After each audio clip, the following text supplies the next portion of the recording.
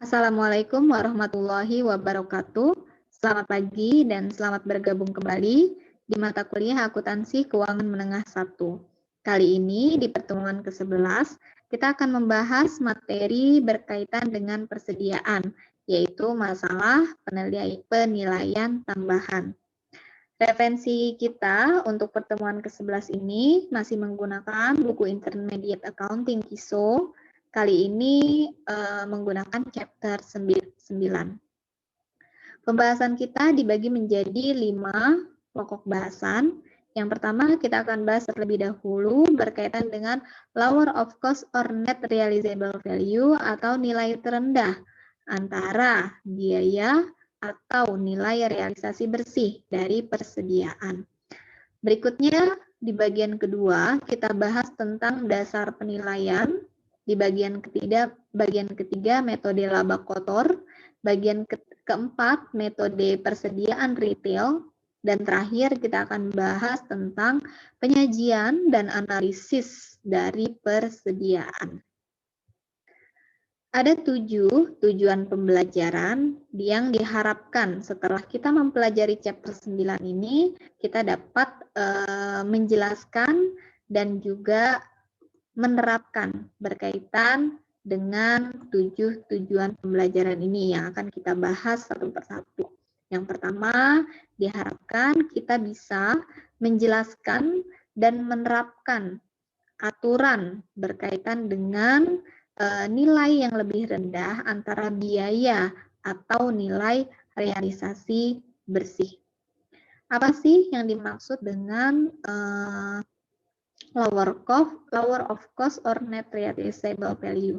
Jadi, seperti yang kita pahami bahwa nilai persediaan pada umumnya itu dicatat menggunakan metode historical cost atau menggunakan harga atau biaya perolehan ketika kita memperoleh persediaan tersebut.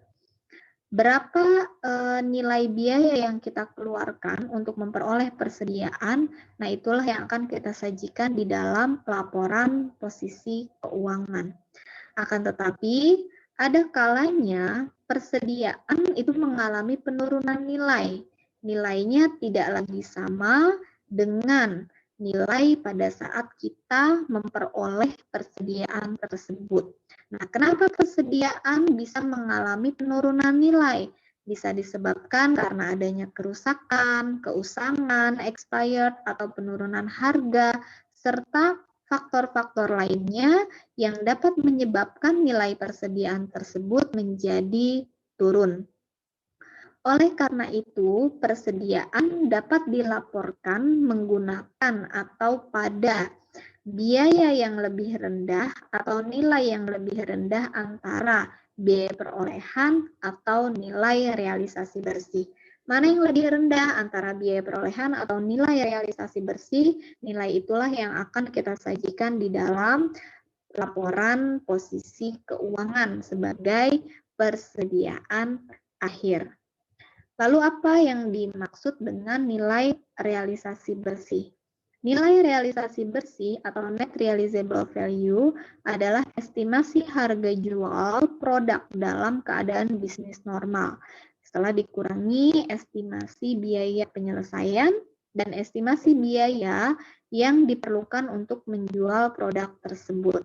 Nah, sebagai contoh, di layar sudah diilustrasikan bahwa nilai persediaan, estimasi harga jual untuk persediaan yang belum selesai itu adalah 1.000.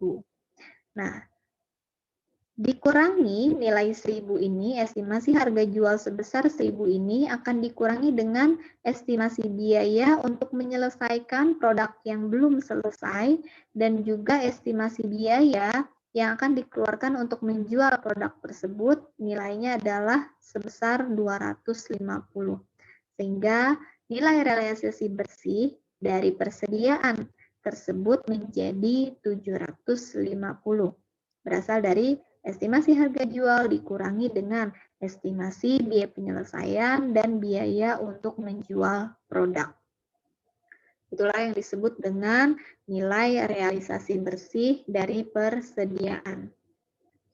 Nah, untuk lebih memahami penerapan lower of cost or net realizable value, di sini disajikan data persediaan dari Jinfeng Foods. Jinfeng Foods menghitung persediaannya pada lower of cost or net realizable value. Nilai yang disajikan dalam ribuan ya. Item-item yang dimiliki oleh Jinfeng Foods terdiri dari bayam, wortel, buncis, kacang polong, dan sayur mayur. Untuk masing-masing item di sini akan kita identifikasi masing-masing biaya perolehan dan nilai realisasi bersihnya. Sebagai contoh, untuk item bayam, biaya perolehan sebesar 80.000, nilai realisasi bersih sebesar 100.000. Lalu nilai mana yang akan kita sajikan sebagai nilai persediaan akhir dalam laporan posisi keuangan? Nah, karena biaya perolehan nilainya lebih rendah dari nilai realisasi bersih, maka biaya perolehanlah yang akan kita gunakan sebagai nilai persediaan akhir di dalam laporan posisi keuangan. Begitu juga dengan wortel yang nilai biaya perolehannya lebih rendah dibandingkan dengan nilai realisasi bersih. Kita ambil nilai biaya perolehan sebesar 100.000. Beda halnya untuk item buncis, kacang polong, dan sayur campuran, di mana biaya perolehan untuk ketiga item tersebut ternyata lebih tinggi dibandingkan nilai realisasi bersihnya.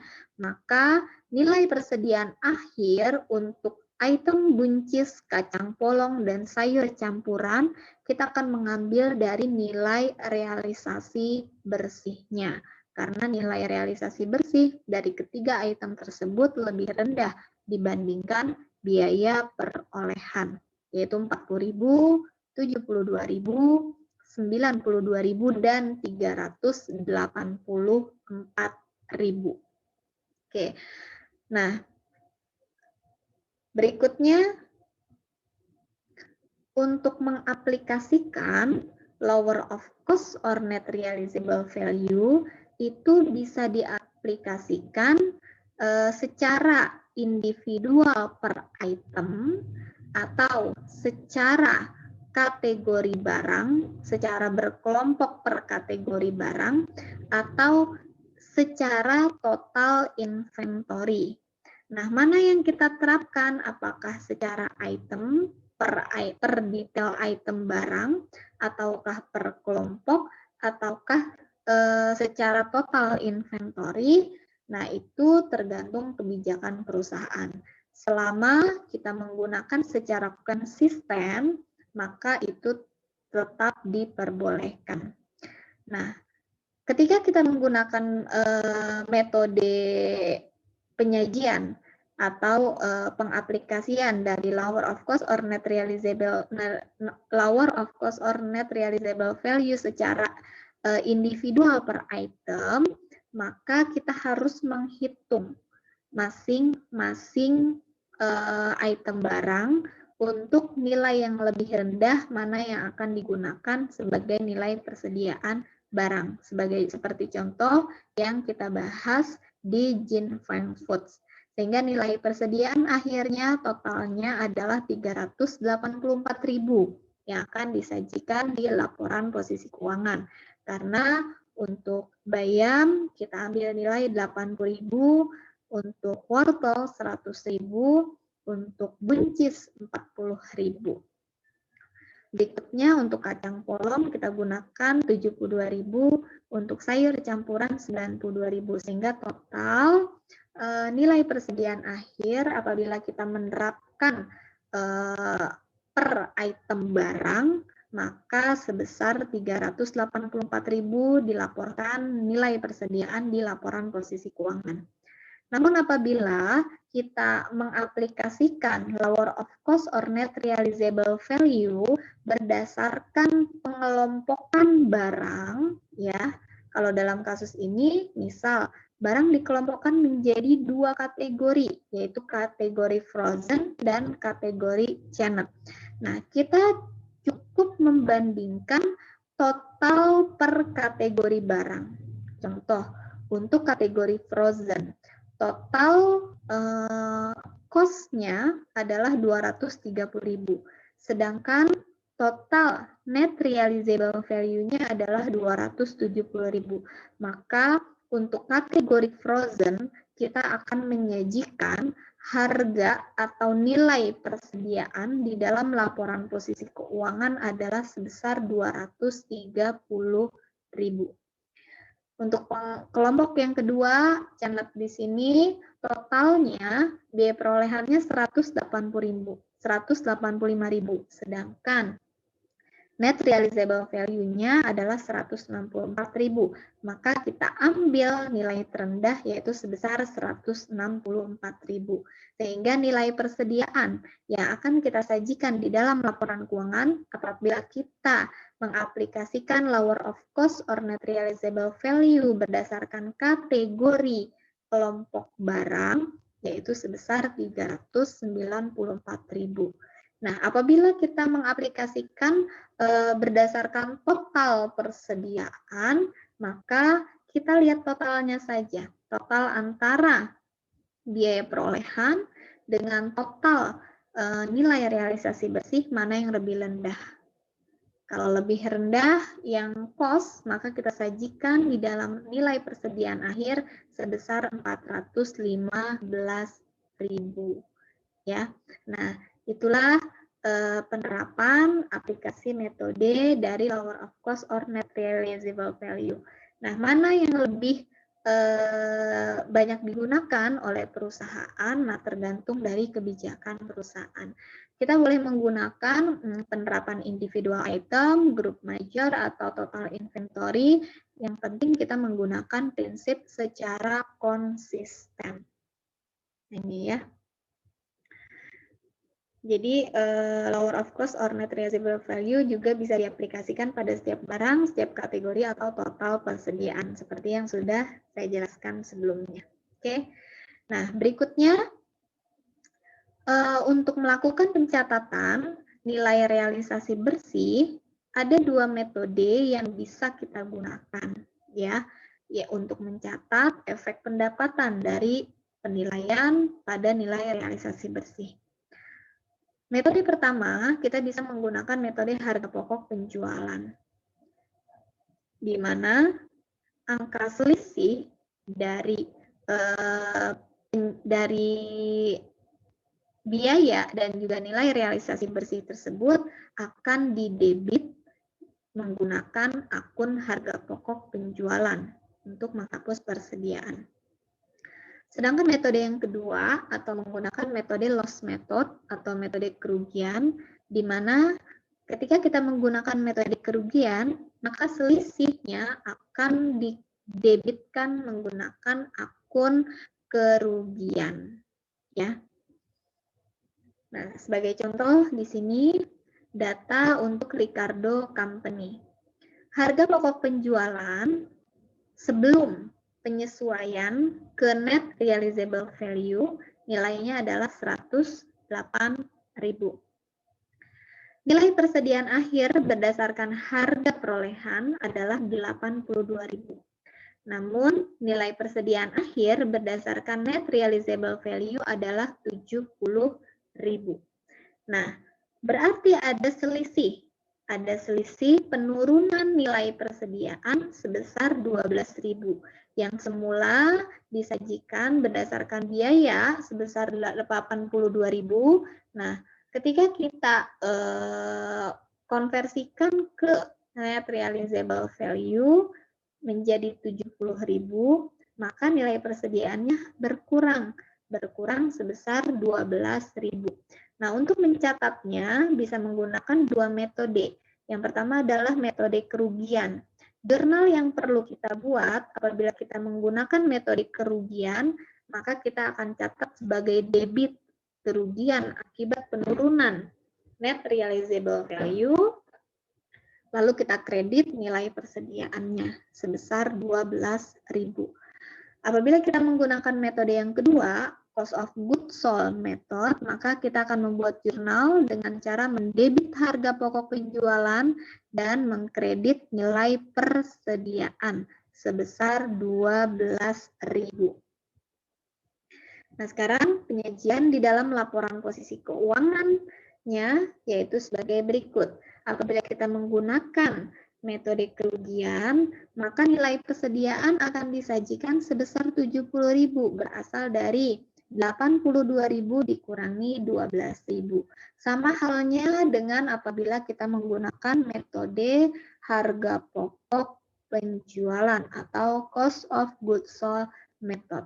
Secara laporan posisi keuangan, nilai persediaannya akan menghasilkan angka yang sama.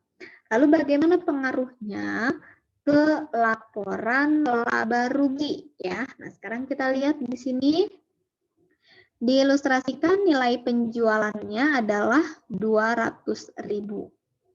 Nah, cost of goods sold atau harga pokok penjualan ya.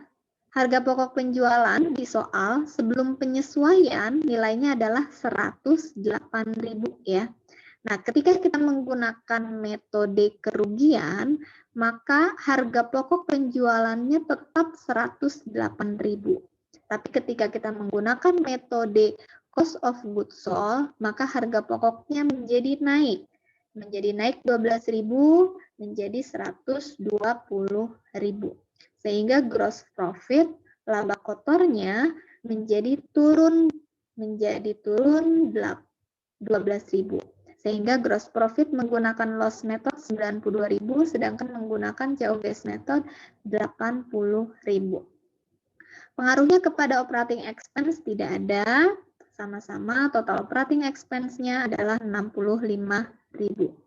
Nah, pengaruhnya di pendapatan dan beban lain-lain, apabila kita menggunakan metode kerugian, akan ada akun kerugian dari penurunan nilai inventory sebesar 12.000, sehingga total other income and expenses-nya menjadi minus 7.000. Beda halnya ketika kita menggunakan COGS method, tidak ada pengakuan terhadap kerugian dari penurunan nilai inventory tersebut.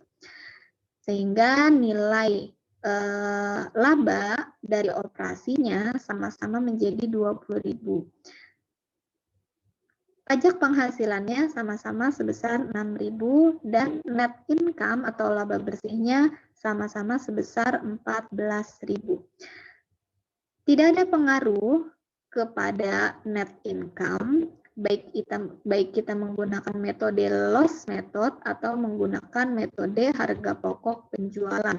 Bedanya hanya di besarnya nilai harga pokok penjualan, nilai gross profit, dan juga nilai pendapatan dan beban lain-lain.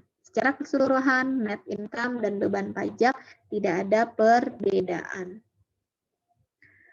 Nah, berikutnya, selain menggunakan penghapusan langsung, perusahaan juga bisa menggunakan metode cadangan dalam rangka melakukan penyesuaian nilai realisasi bersih dari persediaan.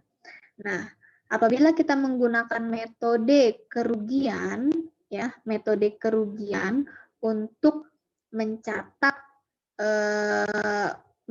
selisih dari nilai realisasi bersih persediaan tersebut, ketika kita menggunakan akun cadangan atau allowance, maka kita akan membuat jurnalnya tidak langsung mengkredit ke akun persediaan. Tapi kita akan membuat akun baru, namanya adalah allowance pengurangan persediaan ke net realizable value.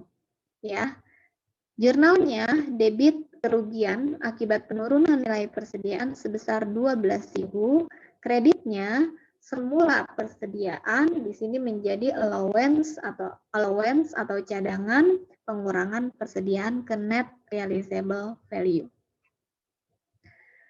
Nah, sekarang kita lihat penyajian di laporan posisi keuangan apabila kita tidak menggunakan cadangan dan kita menggunakan cadangan dari penurunan nilai persediaan. Apabila kita tidak menggunakan cadangan nilai persediaan, nilai penurunan nilai persediaan, maka nilai inventory akan disajikan net secara bersih ya sebesar 70.000. Namun apabila kita menggunakan metode cadangan atau menggunakan akun cadangan penurunan nilai persediaan, maka nilai inventory tetap disajikan sebesar biaya perolehan, namun dikurangi dengan cadangan penurunan nilai persediaan. Ya, dalam keadaan minus 12.000 sehingga nilai persediaan pada nilai realisasi bersihnya sama-sama menjadi 70.000.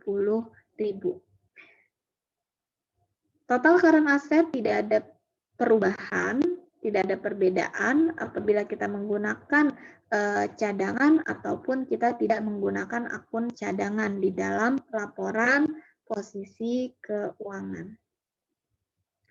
Nah, berikutnya sekarang kita akan membahas tentang recovery atau pemulihan ya, pemulihan dari kerugian persediaan.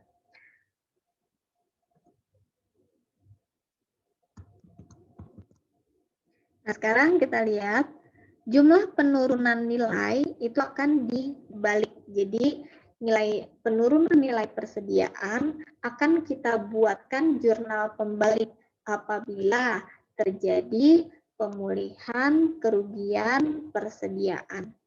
Nah, pembalikan itu hanya terbatas pada jumlah yang di write down asli ya. Nah, sekarang sebagai contoh masih menggunakan data Ricardo Company, kita asumsikan bahwa nilai realisasi bersihnya semula 70.000. Nah, di sini kita lihat ya. Nilai realisasi bersihnya semula untuk data Ricardo semula 70.000. Namun mengalami peningkatan menjadi 74.000 ya. Asumsikan nilai realisasi bersih meningkat menjadi 74.000. Nah, meningkat sebesar 4.000. Maka Ricardo akan membuat jurnal berikut. Apabila dia menggunakan metode loss method, maka allowance pengurangan persediaan yang sebelumnya kredit sebesar 12.000 itu akan kita debit sebesar 4.000. Kreditnya adalah recovery atau pemulihan dari kerugian persediaan. Ya. Nah, sekarang untuk akun penyisihan atau akun cadangan allowance disesuaikan pada periode berikutnya sehingga nilai persediaan akan dilaporkan pada nilai lower of cost or net realizable value. Nah, sekarang di layar sudah disajikan evaluasi nilai realisasi bersih untuk Fuko Company dan pengaruh dari penyesuaian nilai realisasi bersih terhadap pendapatan ya atau net income di perusahaan tersebut. Nah, sekarang kita lihat di akhir periode 31 Desember 2015 Fuko Company melaporkan nilai persediaan atas biaya perolehannya adalah 188.000. Nah, sedangkan nilai persediaan menggunakan nilai realisasi bersihnya adalah 176.000. Sehingga ada nilai penurunan nilai persediaan sebesar 12.000. Nah, jumlah yang dibutuhkan di dalam akun cadangan atas penurunan nilai persediaan ini adalah sebesar 12.000. Berasal dari 188.000 dikurangi dengan 176.000. Maka akan ada cadangan penurunan nilai persediaan sebesar 12.000 minus. Adjustment of allowance account balance jadi adalah jumlah yang akan disesuaikan untuk akun cadangan penurunan nilai persediaan yaitu sebesar 12.000. Nah, efek atau pengaruhnya dari penyesuaian atas cadangan penurunan nilai persediaan ini akan mempengaruhi pendapatan menjadi turun, ya, pendapatan menjadi menurun. Kenapa pendapatan menjadi menurun? Karena ada pengakuan biaya kerugian penurunan nilai persediaan sebesar 12.000 di debit, dan kreditnya account allowance atau cadangan penurunan nilai persediaan sebesar 12.000. Sehingga nanti di laporan posisi keuangan akan ada akun allowance account atau akun cadangan penurunan nilai persediaan, saldonya adalah kredit sebesar 12.000. Selanjutnya pada 31 Desember 2016, Fuko Company melaporkan nilai persediaan pada harga perolehannya adalah 194.000. Sedangkan nilai realisasi bersih dari persediaan tersebut adalah 187.000. Maka nilai yang dibutuhkan di dalam akun cadangan atas penurunan nilai persediaan itu adalah sebesar 7.000. Saldo awal dari akun cadangan atas penurunan nilai persediaan itu kan 12.000. Nah, di akhir Desember 2016 nilai cadangannya harus menjadi 7.000. Sehingga nilai cadangannya akan kita debit. Sebesar 5.000, kita kurangi sebesar 5.000, lalu akan kita kreditkan ke keuntungan, ya, keuntungan atas penyesuaian nilai realisasi bersih persediaan. Pengaruhnya kepada pendapatan bersih akan menjadi meningkat. Kenapa pendapatan meningkat? Karena ada pengakuan pengurangan nilai cadangan ke cadangan penurunan nilai persediaan. Nah, berikutnya untuk tahun 2017, 31 Desember 2017, nilai persediaan berdasarkan biaya perolehannya adalah 173.000. Sedangkan untuk nilai realisasi bersihnya adalah 174.000. Sehingga nilai persediaan akhir akan kita sajikan berdasarkan nilai biaya perolehannya, karena biaya perolehan lebih rendah dibandingkan nilai realisasi bersihnya. Sehingga jumlah yang dibutuhkan di dalam akun cadangan penurunan nilai persediaan adalah 0. Semula di neraca akan ada saldo, ya, ada saldo sebesar 7.000 nih, ya, ada saldo sebesar 7.000. Nah, ini harus kita hapuskan dengan cara mendebit akun allowance cadangan atas kerugian penurunan nilai persediaan, debit, kreditnya adalah keuntungan atas penyesuaian nilai realisasi bersih persediaan. Ya, kredit sebesar 7.000. Pengaruhnya kepada pendapatan bersih akan menjadi meningkat. Berikutnya pada tanggal 31 Desember 2018, nilai persediaan berdasarkan biaya perolehan itu sebesar 182.000. Sedangkan berdasarkan nilai realisasi bersihnya adalah 180.000. Sehingga jumlah yang dibutuhkan untuk akun cadangan penurunan nilai persediaan nilainya adalah 2.000. Karena nilai yang akan kita sajikan di dalam nilai persediaan akhir mengambil dari angka net realizable value. Kita akan membuat jurnal, debitnya adalah kerugian atas kerugian atas penurunan nilai persediaan debit, kreditnya adalah allowance atau cadangan penurunan nilai persediaan. Pengaruhnya kepada pendapatan bersih akan menjadi turun sebesar 2.000 ya. Nah, sekarang evaluasi dari lower cost method ini. Jadi untuk lower of cost or net realizable value memiliki beberapa kekurangan ya.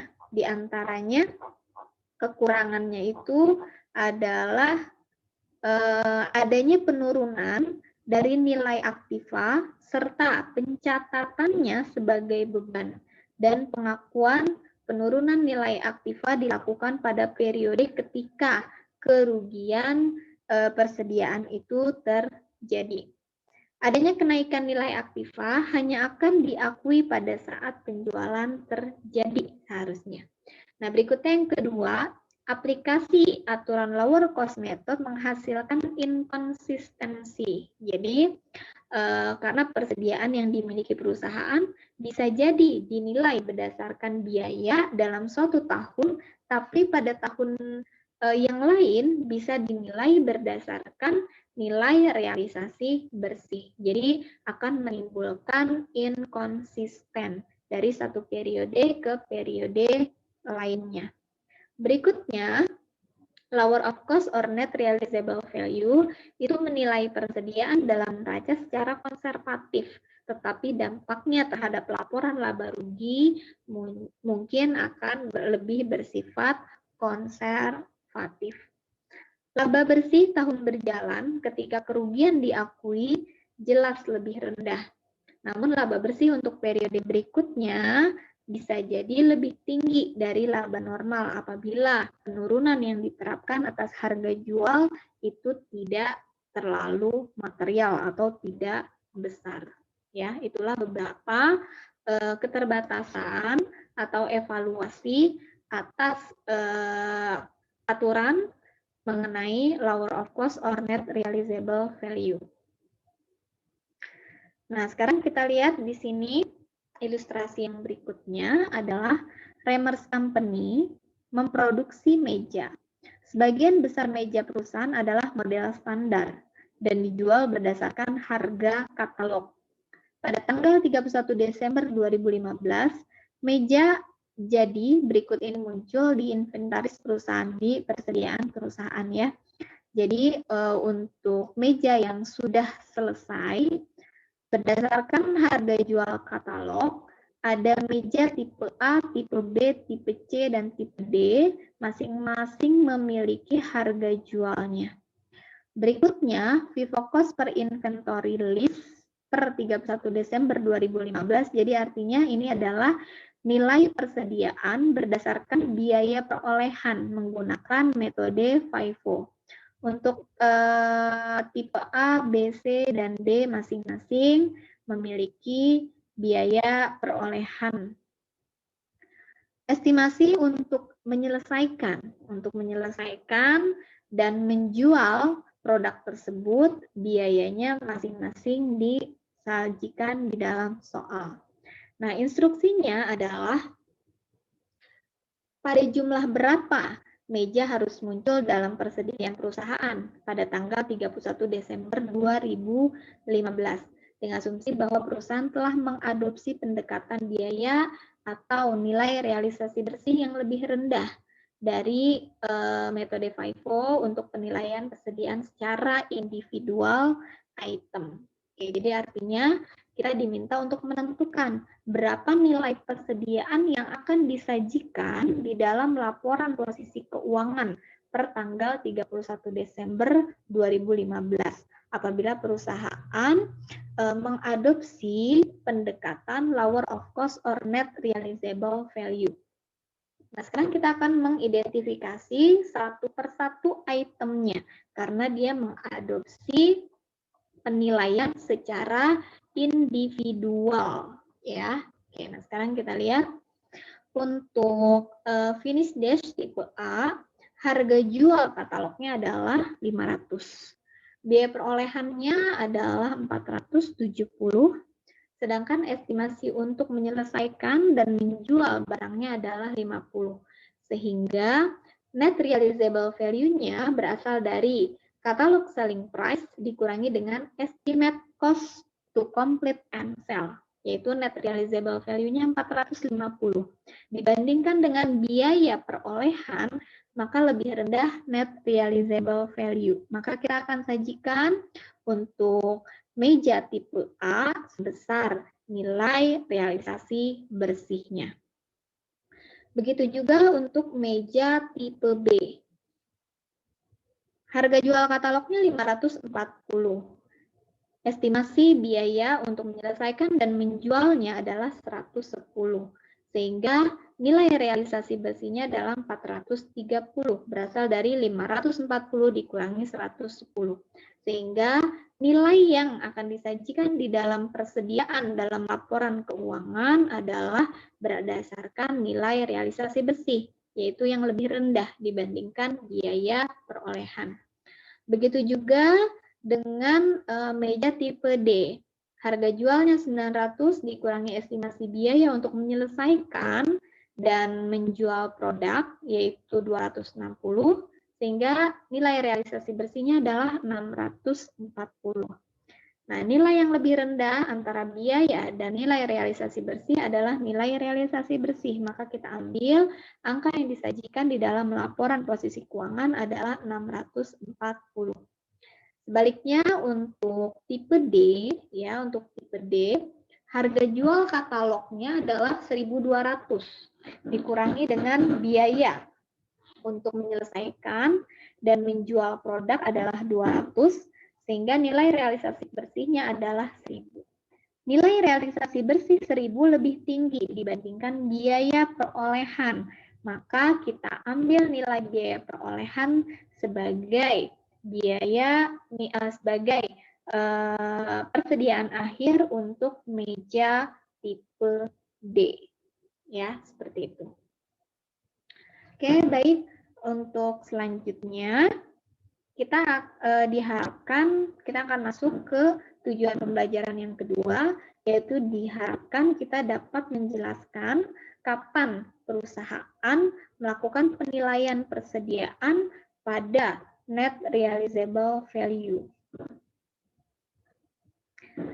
Jadi, kapan perusahaan itu menerapkan metode net realizable value untuk penilaian persediaannya, ya. Nah, ada situasi khusus. Yang pertama, berdasarkan aturan lower of cost or net realizable value dapat dibenarkan dalam situasi ketika biaya sulit untuk ditentukan. Item dapat segera dipasarkan dengan harga pasar yang berlaku dan unit produk yang dipertukarkan. Terdapat dua situasi umum di mana nilai realisasi bersih itu dapat diterapkan. Yang pertama untuk aset pertanian dan yang kedua adalah untuk komoditas yang dipegang oleh pedagang perantara atau komoditas yang dilakukan oleh pedagang perantara. Kita masuk ke bagian yang pertama, itu bagaimana penerapan nilai net realizable value atau nilai realisasi bersih untuk aset biologis, ya, atau biological asset. Nah, biological asset ini di dalam laporan posisi keuangan itu diklasifikasikan sebagai aset tidak lancar. Nah, contoh dari aset biologis ini contohnya adalah hewan yang hidup, tanaman, domba. Contohnya adalah domba, sapi, pohon, buah-buahan, atau tanaman kapas. Nah, aset biologis ini diukur pada pengakuan awal dan pada setiap akhir periode pelaporan dilakukan dengan mengurangi nilai wajar terhadap biaya untuk menjualnya. Nah, perusahaan akan mencatat keuntungan atau kerugian akibat perubahan nilai realisasi bersih dari aset biologis tersebut ke dalam pendapatan pada saat hal tersebut terjadi. Jadi pada saat kerugian tersebut terjadi. Nah, berikutnya untuk agricultural produce atau hasil pertanian, itu contohnya adalah suatu produk yang dipanen dari aset biologis. Nah, kalau aset biologis ini produknya masih belum dimanfaatkan. Nah, sekarang untuk hasil pertanian ini adalah produk yang dipanen dari aset biologis tersebut. Contoh, kita menghasilkan atau memanen wool dari domba, memanen susu dari sapi perah, mengambil buah dari pohon buah atau kapas dari tanaman kapas, ya. Nah, hasil pertanian tersebut diukur pada nilai wajar lalu dikurangi dengan biaya untuk menjualnya, atau dengan kata lain kita akan menilai hasil pertanian tersebut berdasarkan nilai realisasi bersih pada saat dilakukan pemanenan. Setelah dipanen, net realizable value tersebut akan menjadi biaya. Kita lihat ilustrasinya di sini. Bancorp Dairy memproduksi susu untuk dijual ke pembuat keju lokal. Bancorp mulai beroperasi pada 1 Januari 2015 dengan membeli 420 sapi perah seharga 460.000. Bancorp memberikan informasi sebagai berikut terkait dengan pemerahan susu sapi.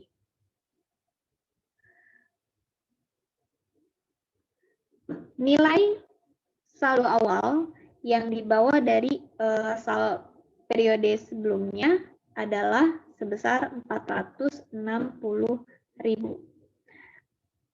Perubahan dalam nilai wajar berdasarkan peningkatan dan juga perubahan harga sebesar 35.000.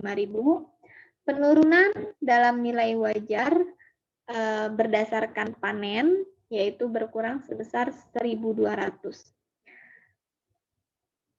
Perubahan dari nilai persediaan awal yaitu sebesar 33.800. Nilai yang akan disajikan pada tanggal 31 Januari 2015 yaitu sebesar 493.800. Pemanenan susu atau jumlah susu yang diperah selama bulan Januari yaitu sebesar 36.000. Nah, sekarang dari informasi yang disajikan tersebut, maka Bancorp akan membuat jurnal berikut untuk mencatat perubahan nilai tercatat yang ada berkaitan dengan sapi perah tersebut. Nah, debit biological asset atau sapi perah itu sebesar 33.000. 33.000 ini berdasarkan nilai perubahan yang berasal dari perubahan harga pasar yang disebabkan oleh pertumbuhan dan juga perubahan harga dikurangi dengan penurunan nilai akibat panen. Kreditnya adalah laba atau pendapatan yang belum direalisasi, pendapatan atas keuntungan yang belum direalisasi sebesar 33.800. Nah, dari jurnal yang kita buat tersebut, debit biological asset atau sapi perah tersebut mengalami peningkatan sebesar 33.800. Angka ini akan dilaporkan di dalam laporan posisi keuangan sebagai aset tidak lancar berdasarkan nilai wajar dikurangi dengan biaya untuk menjual atau nilai realisasi bersihnya. Sedangkan untuk pendapatan atas keuntungan yang belum direalisasi itu akan dilaporkan sebagai pendapatan dan beban lain-lain di dalam laporan laba rugi. Ilustrasi berikutnya, Bancorp membuat jurnal berikut untuk mencatat susu yang dipanen untuk bulan Januari. Nah, debitnya adalah persediaan berupa susu sebesar 36.000, maka kreditnya adalah pendapatan atas laba atau rugi yang belum direalisasi sebesar 36.000. Dengan asumsi susu yang dipanen pada bulan Januari tersebut dijual ke pembuat keju lokal seharga 38.000, maka Bancroft mencatat penjualannya sebagai berikut. Debitnya cash sebesar 38.500 sebesar nilai penjualan, kreditnya adalah sales revenue 38.500. Pengakuan harga pokok penjualannya, debit harga pokok penjualan 36.000, lalu kreditnya adalah inventory susu 36.000. Berikutnya untuk situasi yang kedua, untuk penerapan net realizable value, yaitu untuk komoditas yang dipegang atau dilakukan oleh broker atau pedagang perantara. Nah, umumnya mengukur persediaan dari komoditas yang dilakukan oleh dagang perantara itu pada nilai wajar dikurangi dengan biaya untuk menjual atau menggunakan nilai realisasi bersih. Dengan perubahan nilai realisasi bersih diakui sebagai pendapatan pada periode terjadinya perubahan. Nah, membeli atau menjual komoditas seperti jagung yang dipanen, gandum, logam mulia, minyak pemanas. Nah, tujuan utamanya adalah untuk menjual komoditas dalam jangka dekat dan menghasilkan keuntungan dari fluktuasi harga. Itu adalah transaksi yang biasa dilakukan oleh komoditas yang dilakukan oleh pedagang perantara atau broker. Nah, berikutnya yang ketiga, di sini kita akan diharapkan tujuan pembelajaran kita mampu menjelaskan kapan perusahaan menggunakan metode nilai penjualan mandiri relatif untuk menilai persediaan. Oke, nah sekarang penilaian persediaan menggunakan nilai relatif penjualan itu digunakan pada saat perusahaan membeli berbagai unit persediaan dalam satu pembelian sekaligus. Nah, contohnya di sini pengembang woodland membeli tanah seharga 1 juta yang akan dibagi menjadi 400 bidang. Lot-lot ini memiliki ukuran dan bentuk yang berbeda, tapi secara kasar dapat disortir ke dalam 3 kelompok dengan peringkat A, B, dan C. Nah, saat Woodland menjual lot tersebut, ia membagi biaya pembelian sebesar 1 juta dolar di antara lot-lot yang terjual dan lot yang tersisa. Nah, kita diminta untuk menghitung harga pokok penjualan dan juga laba kotor dari transaksi yang dilakukan oleh pengembang Woodland. Nah, kita lihat di sini 400 bidang tanah yang dibeli seharga 1 juta dolar ini dibagi menjadi 3 kategori lot, yaitu kategori lot A, lot B, dan lot C. Nah, untuk lot A itu sebanyak 100 lot, jumlah lot kategori A totalnya adalah 100 lot, kategori B adalah 100 lot, dan kategori C adalah 200 lot. Harga jual per lot untuk kategori A adalah 10.000, untuk kategori B adalah 6.000, dan untuk kategori C adalah 4.500. Sehingga total harga jual untuk lot A adalah 1 juta apabila semuanya terjual, lot B 600.000 apabila semuanya terjual, dan lot C adalah 900.000 apabila semuanya terjual. Sehingga total harga jual untuk keseluruhan lot itu adalah 2.500.000 dolar. Harga relatif penjualannya di sini kita bisa menghitung berdasarkan proporsi harga jual dengan total harga jualnya.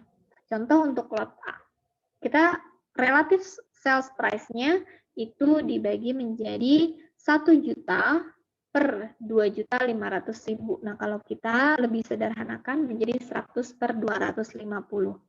Begitu juga dengan lot B, 600.000 per 2.500.000 atau 60 per 250.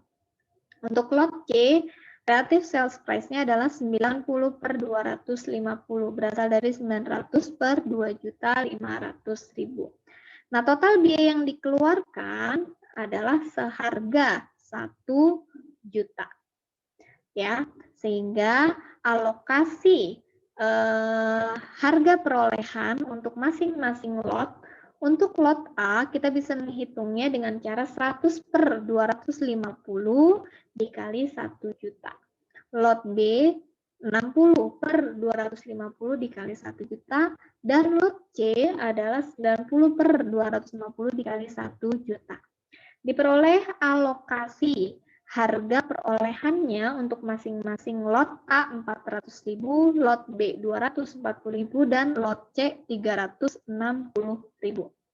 Sedangkan cost per lot, jadi biaya per lot yang terjual, biaya perolehannya untuk lot A sebesar 4.000 per lot. Berasal dari mana? 400.000 dibagi 100 lot.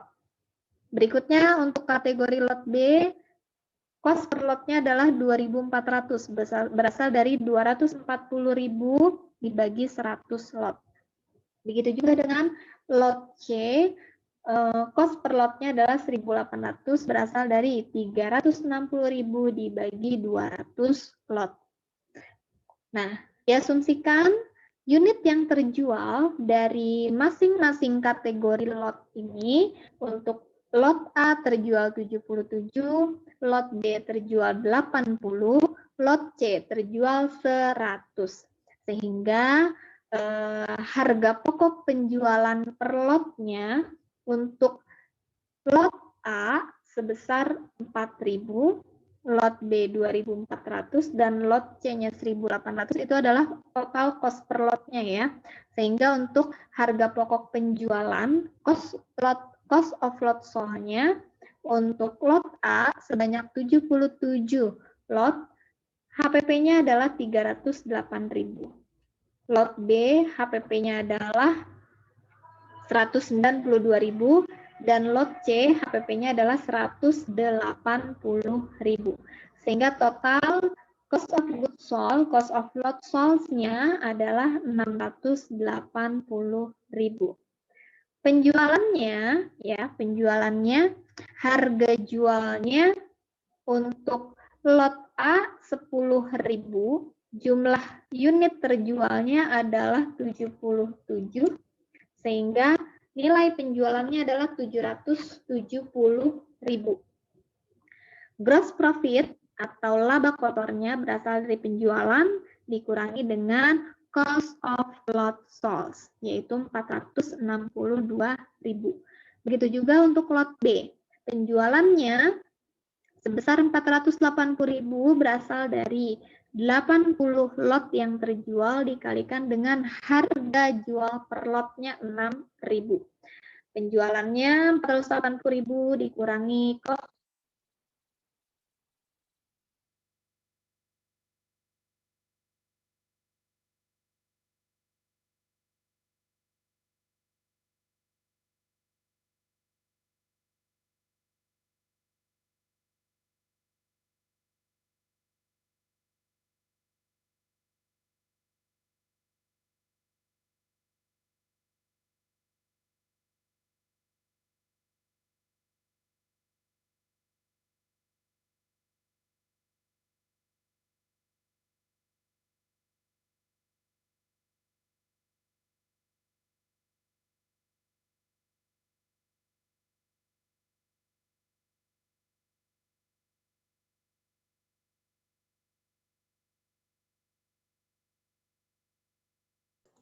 Nah, selanjutnya saya ulangi lagi untuk lot C. Nilai penjualannya 450.000 berasal dari total unit lot yang terjual adalah 100 dikalikan dengan harga jual per lotnya adalah 4.500. Sehingga jumlah penjualannya 450.000 dikurangi cost of lot sold-nya 180.000. Diperoleh gross profit sebesar 270.000.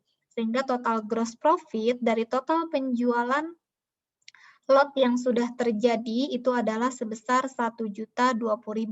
Berasal dari jumlah penjualan 1.700.000 dikurangi dengan 680.000.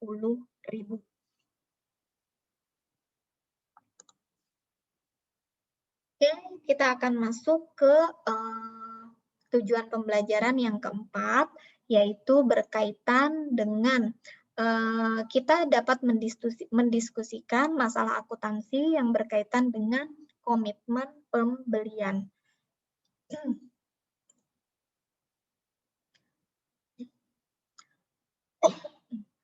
Purchase commitment atau komitmen pembelian itu umumnya perlakuannya, dasar penilaiannya adalah penjual mempertahankan hak atas barang dagangan. Jadi si penjual ini tetap memiliki hak atas barang yang dijual dengan komitmen tersebut karena pembeliannya belum terjadi. Pembeli tidak mengakui aset atau kewajiban selama pembelian tersebut masih berupa komitmen, pembeliannya belum terjadi. Jika nilainya material, maka si pembeli harus mengungkapkan rincian kontrak dalam catatan atas laporan keuangan. Nah, apabila harga kontrak lebih besar dari harga pasar dan kerugian diperkirakan akan muncul pada saat pembelian tersebut terjadi, maka kerugian harus diakui dalam periode terjadinya penurunan harga. Nah, contoh purchase commitment di sini yaitu appraise paper menandatangani kontrak penebangan kayu yang akan dilaksanakan pada tahun 2016 dengan harga 10 juta. Asumsikan lebih lanjut bahwa harga pasar hak tebang kayu pada 31 Desember 2015 turun menjadi 7 juta. Kemudian appraise akan membuat jurnal berikut ini pada tanggal 31 Desember, di mana jurnal yang dibuat untuk mengakui penurunan nilai pembeliannya adalah sebesar debit, unrealized holding gain or loss income atau pendapatan atas laba atau rugi yang belum terrealisasi.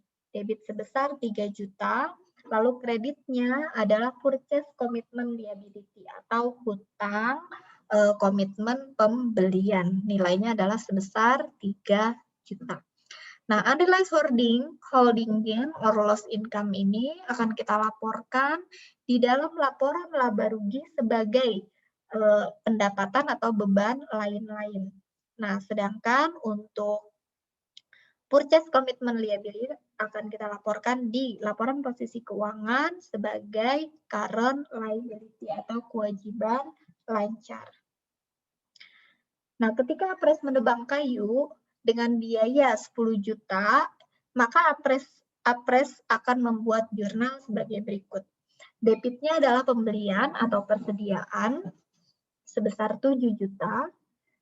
Debitnya adalah purchase commitment liability yang sudah diakui pada saat penurunan nilai sebesar 3 juta, lalu kreditnya cash sebesar 10 juta.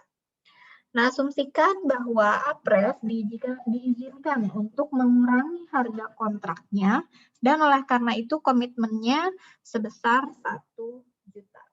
Maka kita bisa mengakui nilai debit jurnalnya, debit purchase commitment liability sebesar 1 juta, kreditnya adalah unrealized holding gain or loss income sebesar 1 juta. Oke, nah berikutnya di tujuan pembelajaran yang kelima, kita diharapkan dapat menentukan nilai persediaan akhir dengan menerapkan metode laba kotor. ya. Metode laba kotor untuk mengestimasi nilai persediaan. Nah, metode laba kotor ini adalah metode yang digunakan untuk mengestimasi persediaan karena kadang-kadang perhitungan fisik itu tidak memungkinkan untuk dilakukan atau tidak praktis untuk dilakukan. Nah, metode laba kotor ini didasarkan pada 3 asumsi. Yang pertama, persediaan awal ditambah pembelian itu diperoleh total barang yang diperhitungkan. Total barang yang belum terjual atau yang berada di tangan. Lalu yang ketiga adalah total barang yang diperhitungkan dikurangi dengan penjualan dikurangi biaya, maka kita akan memperoleh nilai persediaan akhir. Nah, sebagaimana diilustrasikan untuk Cetus Corporation memiliki persediaan awal sebesar 60.000 dan pembelian 200.000, maka keduanya dengan harga pokok ya. Jadi persediaan awal dan juga pembeliannya menggunakan harga pokok. Penjualan dengan harga jual mencapai 280.000, laba kotor atas harga jual adalah 30%. Cetus menerapkan metode margin kotor sebagai berikut. Saldo awal persediaan 60.000, pembelian 200.000 sehingga total barang yang tersedia adalah 260.000.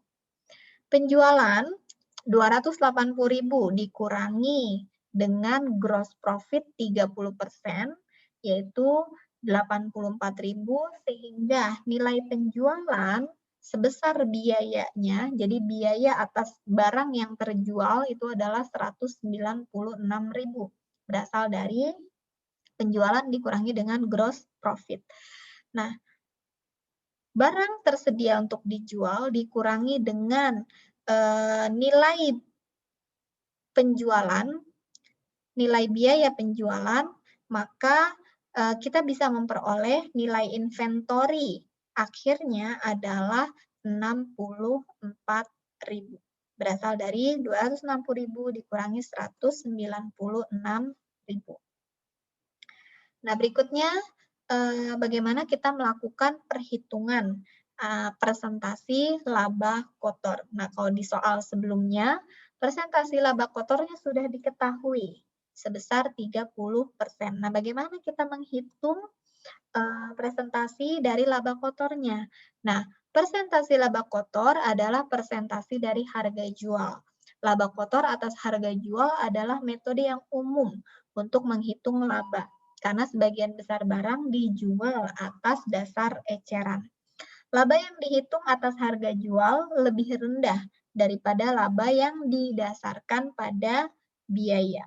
Dan presentasi yang lebih rendah disukai oleh pelanggan. Laba kotor yang didasarkan harga jual tidak pernah melebihi 100%. Nah, sekarang kita lihat ilustrasi kasusnya.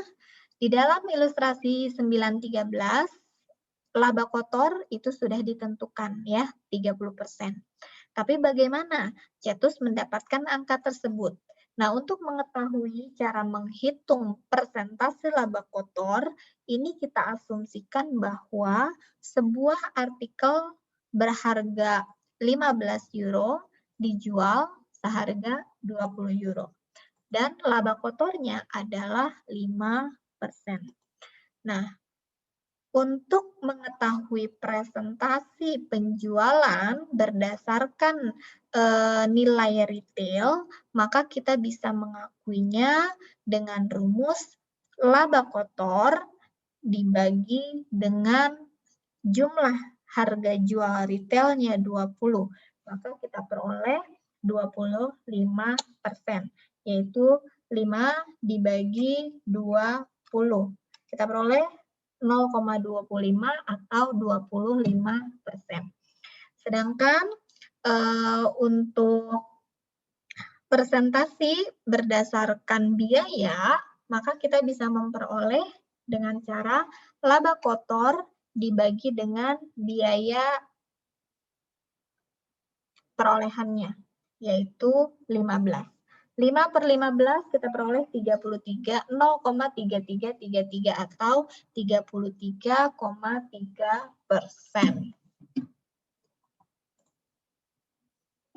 Nah, untuk menghitung gross profit berdasarkan nilai penjualan, maka persentase markup on cost dibagi dengan 100% ditambah persentase markup on cost. Nah, sedangkan untuk menghitung persentase markup on cost, maka kita bisa memperoleh dengan cara gross profit on selling price, ya, angka poin 1, gross profit atau laba kotor dari nilai penjualan dibagi dengan 100 dikurangi dengan gross profit on selling price. Nah, sekarang kita lihat. Untuk menghitung gross profit on selling price, kita lihat diberikan sebesar 20%. Maka persentase markup on cost-nya kita bisa memperoleh sebesar gross profit on selling price, yaitu 20%, dibagi dengan 100% dikurangi dengan 20%, atau 20% dibagi 80%, sehingga kita peroleh 25%. Apabila gross profit on selling price-nya diberikan 25% dari penjualan, maka presentasi berdasarkan harga biayanya adalah 25% dibagi dengan 75%, ya, atau 33,3%. Kebalikannya, apabila persentase markup on cost-nya diberikan 25%, maka berapa persentase untuk gross profit on selling price? Nah, rumusnya adalah percentage gross profit on selling price, percentage markup on cost, ya, 25% dibagi 100% plus 25%. Jadi 25/125%. Maka kita peroleh nilainya adalah 20%. Begitu juga untuk diberikan persentase markup on cost-nya adalah 50%, maka untuk menghitung gross profit on selling price-nya adalah 50% dibagi dengan 150%. Nah, berikutnya, ilustrasi yang berikutnya untuk metode laba kotor adalah Astaire Company menggunakan metode laba kotor untuk mengestimasi persediaan untuk tujuan pelaporan bulanan.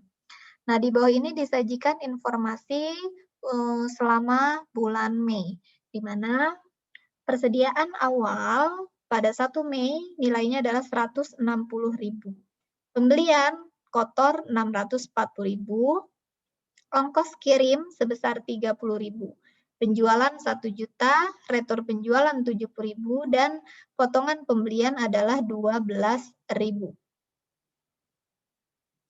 Kita diinstruksikan untuk menghitung estimasi persediaan per 31 Desember, asumsikan bahwa gross profit sebesar 25% dari penjualan dan gross profit sebesar 25% dari biaya.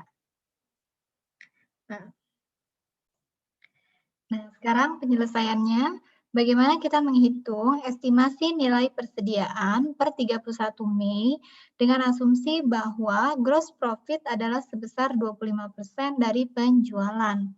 Nah, nilai persediaan awal 1 Mei yaitu 160.000.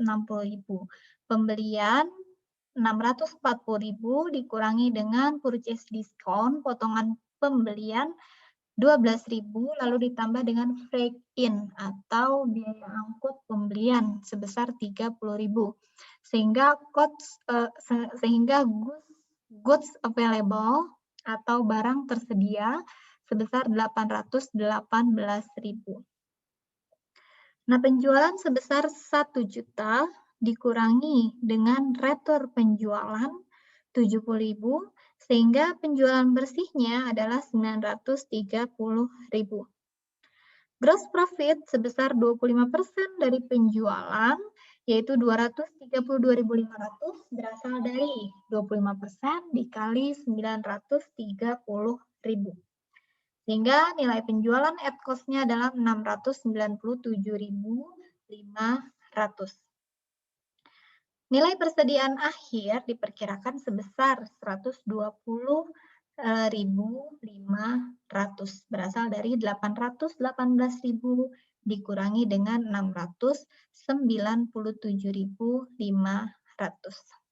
Nah, berikutnya untuk yang B, kita diminta untuk menghitung nilai estimasi persediaan 31 Mei dengan asumsi bahwa gross profit-nya itu sebesar 25% dari cost atau dari biaya. Nah, untuk langkah yang awal sampai dengan penentuan net sales itu sama seperti apabila kita menghitung dengan asumsi bahwa gross profit-nya 25% dari penjualan. Nah, perbedaannya terdapat di nilai gross profit. Nah, gross profit apabila kita menggunakan 25% dari biaya, maka kita harus menghitung berapa persen. 25% dari biaya itu sama dengan berapa persen dari nilai penjualan. Nah, kita bisa menghitungnya dengan cara 25% dibagi dengan 125%, yaitu 20% dari penjualan. Maka kita hitung gross profit-nya adalah 20% dikali 930.000, yaitu 186.000. Sehingga sales at cost-nya adalah 744.000 dan nilai persediaan 31 Mei yaitu sebesar 74.000, berasal dari 818.000 dikurangi dengan 744.000. Nah, berikutnya adalah berkaitan dengan evaluasi metode laba kotor. Dengan menggunakan metode laba kotor, terdapat beberapa kekurangan, di antaranya, pertama, estimasi itu di persediaan akhir itu dinilai berdasarkan estimasi. Kedua, untuk melakukan perhitungannya, metode laba kotor ini menggunakan persentase masa lalu. Lalu tingkat laba kotor mungkin tidak representatif, jadi artinya tidak menyajikan nilai yang sesungguhnya. Biasanya tidak dapat diterima untuk tujuan pelaporan keuangan. Nah, IFRS memerlukan persediaan fisik sebagai verifikasi tambahan. Oke, nah berikutnya untuk tujuan pembelajaran yang keenam, kita diharapkan untuk dapat menentukan persediaan akhir dengan menerapkan metode persediaan eceran. Metode persediaan eceran itu adalah metode yang digunakan oleh pedagang eceran. Untuk persediaan nilai tanpa perhitungan fisik dengan mengkonversi harga eceran biaya. Nah, pencatatan metode persediaan eceran itu dilakukan atas pertama, total biaya dan nilai eceran dari barang yang dibeli. Kedua, jumlah biaya dan nilai eceran dari barang yang tersedia untuk dijual. Ketiga, penjualan untuk periode tertentu. Nah, metode yang dapat digunakan untuk persediaan eceran ada dua. Yang pertama adalah metode konvensional, dan yang kedua adalah metode biaya. Nah, sekarang kita lihat data berikut berkaitan dengan satu departemen untuk bulan Oktober pada ViewQ. Siapkan jadwal perhitungan persediaan eceran menggunakan metode konvensional dan metode biaya. Nah, sekarang kita lihat perbandingannya.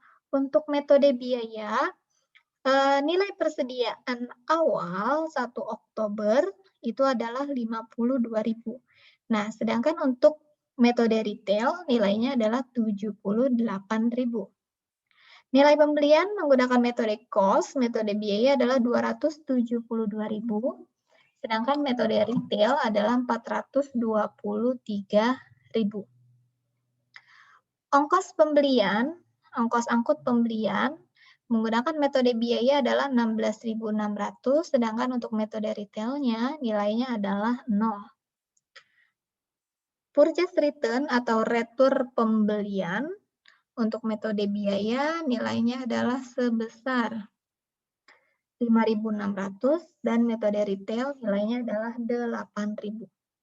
Additional markup, markup cancellation, markdown net, normal spoilage, dan breakage, serta nilai penjualan dengan metode retail seperti yang disajikan di dalam soal. Nah, sekarang kita akan melakukan perhitungan nilai persediaan akhir menggunakan metode konvensional. Yang pertama adalah beginning inventory, ya, 52.000 dan 78.000. Pembelian 272.000, 423.000, purchase return, break in, markup net untuk retail adalah 7.000.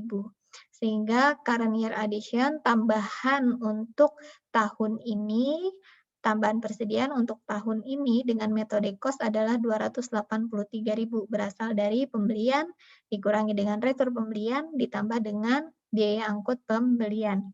Nah, sedangkan dengan metode retail, tambahan persediaan untuk tahun ini adalah 422.000. Sehingga nilai persediaan tersedia untuk dijual dengan metode biaya adalah 335.000. Sedangkan dengan metode retail nilainya adalah 500.000. Nah, berapa persentasi untuk konversi dari cost to retail? Nah, kita bisa menghitung nilai presentasinya adalah 335.000 dibagi dengan 500.000. 335.000 dibagi dengan 500.000 dikalikan dengan 100%. Diperolehlah presentasinya adalah 67%. Markdown net sebesar 3.600 dikurangi dengan normal spoilage dan breakage adalah 10.000 dikurangi dengan penjualan 390.000, maka ending inventory pada retail itu adalah 96.400. Sehingga nilai persediaan akhir, biaya persediaan akhirnya adalah 67% dikali 96.400, yaitu 64.588. Apabila kita menggunakan metode konvensional. Nah, selanjutnya apabila kita menggunakan metode cost, langkah-langkahnya sama saja, cuma yang membedakan adalah nilai markdown net-nya itu dinaikkan ke bagian atas. Jadi dia mengurangi nilai tambahan persediaan untuk tahun ini. Perbedaannya di sini saja. Sehingga presentasi cost to retail-nya menjadi 67,49%, sehingga nilai persediaan akhirnya adalah 65.060. Oke, nah terakhir kita akan melihat bagian dari special item atau item khusus yang berkaitan dengan metode retail. Nah, dalam metode retail, ongkos angkut atau biaya pengangkutan adalah bagian dari pembelian, jadi merupakan tambahan nilai pembelian. Purchase return atau retur pembelian adalah pengurangan biaya maupun harga eceran. Purchase discount and allowance adalah pengurang dari pembelian, transfer masuk, kekurangan normal, kekurangan tidak normal, dan diskon karyawan. Nah, ketika penjualan dicatat secara bruto, maka perusahaan tidak mengakui diskon penjualan. Oke, nah sekarang kita akan bisa melihat perbandingan antara cost to retail. Nah, kita lihat di sini di beginning inventory atau persediaan awal nilainya adalah 1.000, di biaya di retail adalah 1.800. pembelian 30.000, pembelian 60.000 di retail, biaya angkut 600, retur pembelian 1.500, retur pembelian 3.000, sehingga totalnya adalah 30.100, sedangkan di retail 58.800. Net markup 9.000 di bagian red out, dan abnormal shortage atau kekurangan yang tidak normal adalah 1.200 untuk cost dan 2.000 untuk retail. Sehingga totalnya adalah di bagian cost 28.900, di retail 65.800. Kita akan menghitung berapa persentase cost to retail rasionya. Rasionya berarti 28.900 dibagi dengan 65.800 dikali 100%, yaitu 43,92%. Nah, untuk menghitung nilai inventory akhirnya, yaitu 43,9% dikalikan dengan 27.200, sehingga diperoleh nilai 11.940. Oke, nah berikutnya sekarang kita akan membahas tentang evaluasi metode persediaan eceran.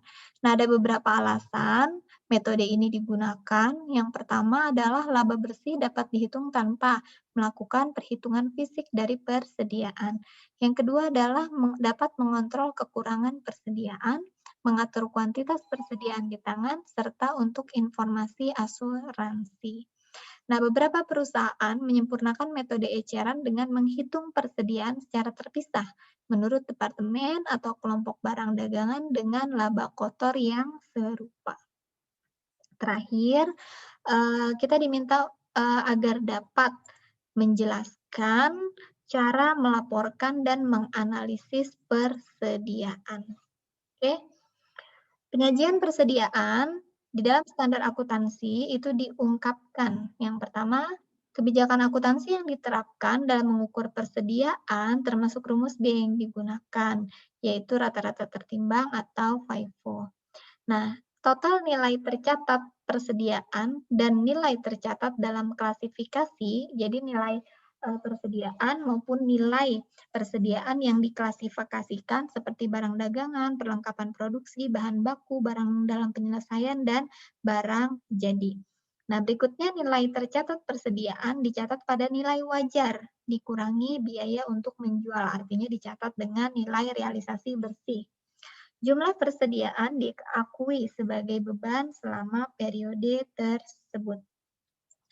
Jumlah setiap penurunan nilai persediaan yang diakui sebagai beban pada periode dan jumlah pemulihan penurunan nilai yang diakui sebagai pengurangan beban pada periode tersebut. Keadaan atau peristiwa yang menyebabkan pembalikan penurunan persediaan. Nilai tercatat persediaan yang dijadikan jaminan atas kewajiban jika ada. Itu harus diungkapkan di dalam laporan keuangan. Nah, sekarang analisis yang berkaitan dengan persediaan. Nah, ada dua jenis rasio yang biasa digunakan untuk pengelolaan dan evaluasi tingkat persediaan, yaitu yang pertama adalah perputaran persediaan atau inventory turnover, dan yang kedua adalah rata-rata hari untuk menjual persediaan. Oke, inventory turnover itu digunakan untuk mengukur berapa kali rata-rata perusahaan menjual persediaan selama periode tersebut.